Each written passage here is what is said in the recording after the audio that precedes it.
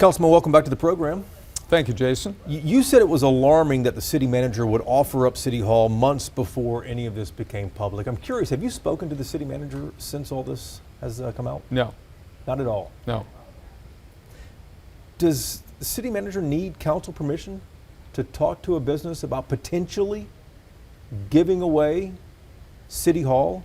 Or does she have the license to float that just as the top person at the city? That is a very significant decision, which she should have consulted the council about before offering the building to the Mavericks. Her statement, as quoted by Rick Welts, who reported that she said that to him, was very unilateral in its nature. She said that I need to move out of City Hall. I can't afford the cost to operate this building with the operations that go on in it. And so it did not reflect any communication with City Council approval or that it was subject to council approval. She just made that blanket statement. And this is before there was any talk about the repairs that might be needed or about a new arena that could be built on the site. Well, certainly before any conversation about locating an arena on the site, it did follow the discussions around the 2024 bond program, during which staff recommended $28 million of repairs to the building. But at that time, there was no documentation of hundreds of millions of dollars of needed repairs at City Hall. That didn't exist until the fall of 2025. Why do you think Rick Welts from the Mavericks revealed what the city manager said? Why? Why? I can't speculate on what was in his mind. It surprised everyone. It was a bombshell when it came out. Yes, it was. Just last Friday. Are you surprised that he said this? I don't have an opinion about why he said it, so I can't say whether I'm surprised or not. This doesn't seem to change any votes on City Council, but what is the takeaway for constituents, for people who live in Dallas? Well, I think it may be premature to say this doesn't change any votes on City Council. You think it might? I think it might. There's been a discussion since that revelation last Friday. That, I think, is something of a governance concern for the council as well as for all of our constituents. You think there might be some member of council that might flip, though, based on this revelation? I think it's a major revelation that indicates that there was a predetermined strategy to vacate City Hall and condemn it to demolition that dates back to that conversation. I note that that conversation has never been denied by either party to the conversation. In his weekly newsletter, you may have seen this, the mayor said, quote, "Everything the city manager's office has done has been at the behest of your elected leaders," end quote. Did anyone on council ask the city manager to suggest the building might be available in the future, to your knowledge? No one I'm aware of. No one that you've talked to? No one that people behind the scenes haven't said anything? No, certainly not in April of 2025.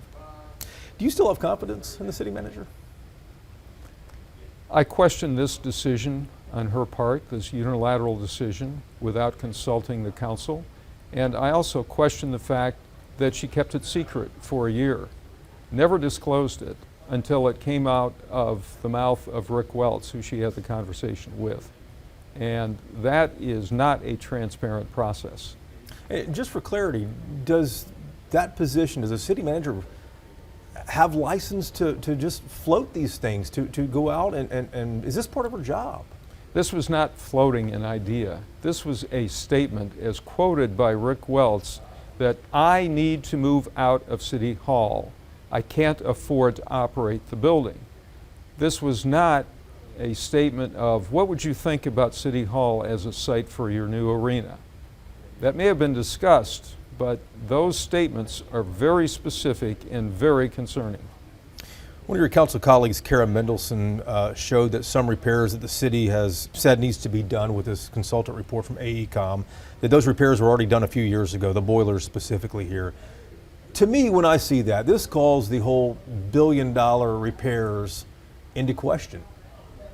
Does it? Well, I've questioned it since we received it in February. It's obviously ginned up to try to further someone's agenda to abandon City Hall. It's a ridiculous cost estimate. I said that at the time that it came out. This is just one example of where they didn't consider the fact that the city had already paid $4.5 million for a whole new heating system just 2 years ago. Why would we tear that out and put in a whole new system? That's just reflective of the fluff that's in this estimate. Opponents to moving City Hall have always complained the fix was in, but this revelation from Rick Welts about the conversation he had with the city manager really seems to validate that. What would you like to see happen now? I would like to see an independent, third-party, objective survey of what the costs for important repairs, critical repairs to the building will be. We don't have that now. That's what's critical. And is there any interest in doing that? Well, Has anyone talked about it? I think that would be consistent with the resolution that the City Council passed on March the 4th, at which time we directed the staff to obtain objective review of cost estimates and means of funding critical repairs and a time schedule for doing so. And so far, we have not heard a plan from city management about how they propose to do that. Councilman, next month, council will get the report back on how much it's going to cost to move City Hall somewhere else. What do you expect that report to show? Well, they've already given us a cost estimate for repairing City Hall. What they're doing now, as part of this March 4th resolution, is negotiating possible lease terms with building owners. And that's what they are directed to bring back in May to the council for our review. I have no idea what those numbers are going to look like, but I believe that they are going to far exceed the actual realistic cost of repairing City Hall. When it comes down to it, we've heard this number about $1 billion is what it would take, and to be most efficient, everyone needs to move out immediately so we can do it all at the same time. What is the hard and fast number, do you think, for necessary repairs at City Hall? Are there any that have to be done? Yes, there are some. We need to fix the leaks in the parking garage. We need to fix the roof. We apparently need to rework or install a new air conditioning system. There are a couple of other electrical repairs that need to be done that I'm aware of. But the building is solid structurally. There's no reason to vacate it, either temporarily or permanently. And they didn't vacate it during the asbestos abatement? That's correct. A couple years ago, when they were fixing the heating system. What is this decision going to come down to about whether to stay or go at City Hall? Politics. You think so? Yeah.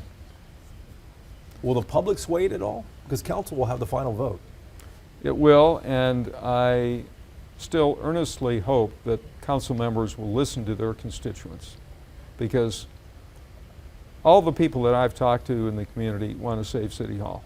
They see no reason to abandon it, particularly for a sports complex. Let me shift gears and ask you about something else here. The council's Transportation Committee, which you chair, meets again later this month to consider whether to turn the Houston Street Viaduct and the Jefferson Street Viaduct just behind our studio here into, well, let me rephrase that. The Houston Street Viaduct behind the TV station here is being discussed as becoming pedestrian only. The Jefferson Street Viaduct would take that traffic, it would now be two-way. This would drastically change how people in North Oak Cliff get into downtown Dallas. Why is this idea just now being considered long after the construction documents have been done for the convention center? This is all for the convention center layout, isn't it? Well, that's what started this process. This was not part of the original scheme for the convention center. The original scheme was to raise the convention center above the viaduct so that we could maintain that flow of traffic on Jefferson, the current traffic. But as a cost savings measure, the architects and the staff who are in charge of the convention center decided to lower the building which prevented that from occurring. That would save $500 million, $500 million. So they supposedly. say. I have never seen anything in writing that says that. That's just word of mouth that it's going to cost $500 million. So I'd like to see specifics about that. And that's one of the items that we discussed at the committee meeting, was perhaps we restore the height of the building so that we can maintain the existing arterial access.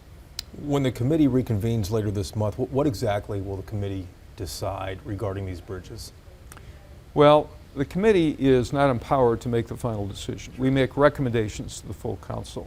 And what the committee requested at its meeting on March 23rd was that staff come back with all of the options that they have studied for maintaining access from North Oak Cliff to downtown through these viaducts, so that we can have a better perspective on what the options are, what the costs and the implications of those different designs are. We weren't happy with any of the 4 or 5 options that were presented to us on March 23rd. So staff's been directed to come back on April 20th to present some additional options, which I have asked include raising the building back up to the way it was originally contemplated. And so do you expect the committee will make a recommendation to full council on which one to pursue Yes. at that meeting? A few more questions on this specifically here, since you guys were questioning the staff so much.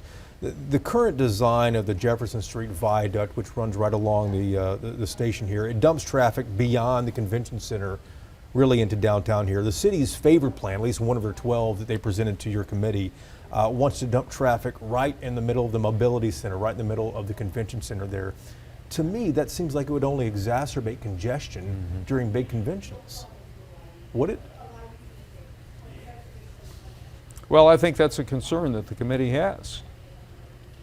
Just to get down to and find out whether that would be the case. And no traffic studies have been completed, right? No, that's part of the problem. Okay. We don't have data on traffic flow, time of day, peak times, and how that will affect business at the convention center.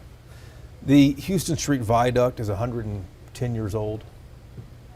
This is the first I've ever heard about Dallas considering making that pedestrian only. It has the DART streetcar that runs back and forth to Bishop Arts on there. How serious of talk is this to actually close that to vehicular traffic for the first time in more than a century? Well, we haven't really had much discussion about that.